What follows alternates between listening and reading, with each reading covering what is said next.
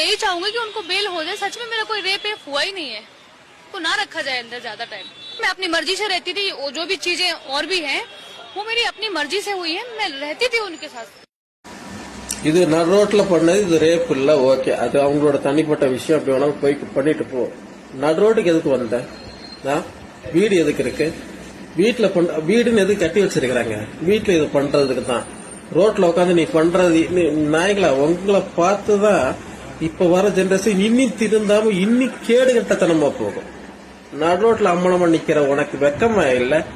இதையும் சோசியல் மீடியால சொல்ற கேடு கட்ட பரதேசிகளா, திருந்தி தொலைங்க நாய்களா. உங்கனாலதான் எல்லாமே நடக்கும். எல்லாமே கேவல நாய்கள். பார்க்க முடியல அந்த இத நடு ரோட்ல.